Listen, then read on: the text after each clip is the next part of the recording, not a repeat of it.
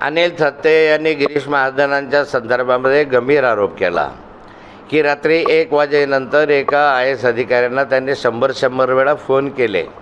आता ही गिरीश महाजनांचे जे IAS अधिकाऱ्यांची आणि यांची गोष्ट आहे, हे सर्वश्रुत आहे. उभ्या महाराष्ट्राला माहिती आहे, आजचं नाही आहे.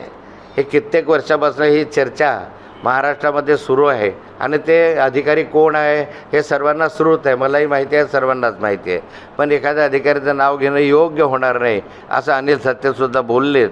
आणि मला वाटतं की असे जे मंत्री आहेत, जे IAS अधिकाऱ्यांना फोन करतात, असा अनिल थत्तेंचा आरोप आहे. त्यात जर तथ्य असेल, त्यांना मंत्रिपदावर आणण्याचा काय अधिकार आहे? नैतिकता आहे की नाही काहीतरी? बायकांना बोलवायचे, बायकांना फोन करायचं, असे जर आरोप होत असतील तर ते गंभीर स्वरूपाचे आरोप आहे.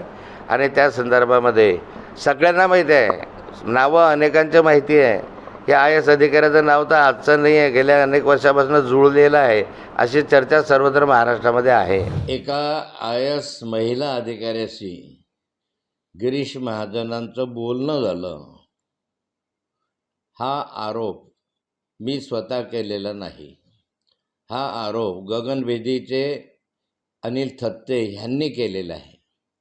आणि त्यांनी त्यामध्ये अमित शहांचा उल्लेख केलेला आहे की अमित शहांकडे या संदर्भामध्ये CDR उपलब्ध आहे असं त्यांनी सांगितलं. त्यामुळे उगाचच गिरीश महाजनांनी माझ्या नावाचं नाव घेऊन नादळ-अपट करण्याची काय आवश्यकता नाही आहे. त्यांनी या ठिकाणी पुरावे मागायचे असतील, अन्य काही सांगायचं तर अनिल थत्तेंशी मागावे ना. नाथाबोलं कशाला पुरावे मागत राहत आहेत?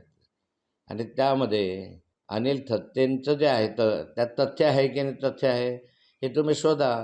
अन्यथा अनिल थत्तेंवर काही कार्यवाही करायची असेल तर ते तुम्ही करा. पण उगाच नाथाभाऊचं नाव कशाला घेता? नाथाभाऊनं कधी तुमच्यावर ॲलिगेशन या संदर्भामधले केले नाही की IAS अधिकाऱ्याच्या बरोबर तुमचं बोलणं झालं आहे असं कुठलाही मी केलं नाही. तो अनिल थत्तेंच्या त्या चॅनलचा हवाला देऊन मी बोललो होतो.